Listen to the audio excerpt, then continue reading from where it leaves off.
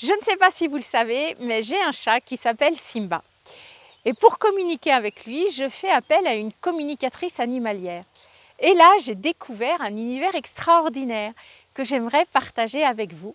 J'ai donc décidé de faire une série de vidéos pour vous parler du métier de cette communicatrice animalière qui s'appelle Emmanuelle Buffet-Engel.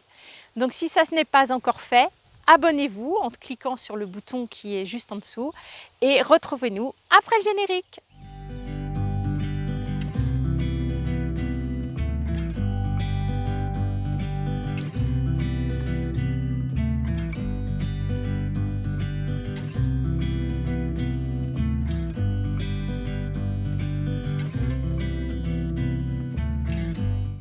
Emmanuelle, peux-tu déjà nous dire qui tu es et en quoi consiste ton métier en quelques mots? Je suis donc communicatrice animalière depuis 2007. Être communicateur animalier, ça signifie en fait se mettre en contact avec un animal ou un groupe d'animaux à la demande du propriétaire. Et dans quel but est-ce qu'on fait appel à vos services? Alors le but, c'est de pouvoir obtenir des informations émanant de l'animal dans un premier temps et ensuite également pouvoir envoyer des informations à cet animal de la part de son propriétaire. Est-ce qu'il n'y a que les propriétaires qui peuvent vous contacter ou d'autres personnes? Non, il y a tout type de personnes. En général, il y a les particuliers et aussi les professionnels du monde animal. À travers les professionnels, on a les éducateurs canins, on peut avoir les éleveurs, par exemple des éleveurs de chats. On peut aussi avoir les cavaliers professionnels, on peut avoir les vétérinaires. Il y a énormément de métiers différents, aussi les ostéopathes. Tout type de personnes en fait qui s'intéressent directement aux animaux et qui souhaitent aussi travailler avec eux.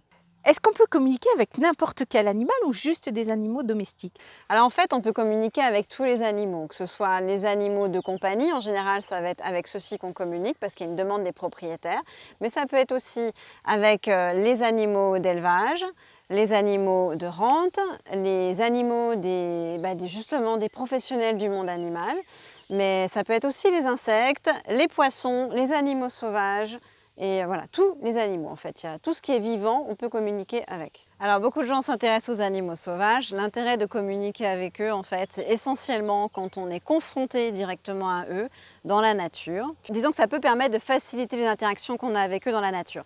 Après, ça peut permettre aussi, dans le cas d'un animal sauvage que vous croisez toujours au même endroit, par exemple, là aussi de pouvoir communiquer en amont avec lui ou après pour mieux comprendre une situation à laquelle vous avez été confronté.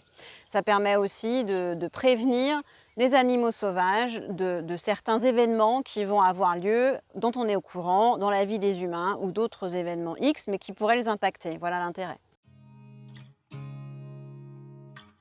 Si vous voulez en savoir plus sur la manière dont se déroule une séance de communication animale, par exemple avec Emmanuelle, eh bien abonnez-vous en cliquant sur le bouton ci-dessous et vous serez informé automatiquement de nos prochaines publications. J'attire votre attention sur le fait qu'Emmanuelle consulte, donc vous pouvez la joindre par téléphone ou sur son site internet. Vous aurez toutes les informations à la fin au générique de fin et vous aurez aussi dans les commentaires toutes ces coordonnées pour pouvoir la joindre. Voilà, je vous remercie de nous avoir écoutés. Je vous dis à très bientôt.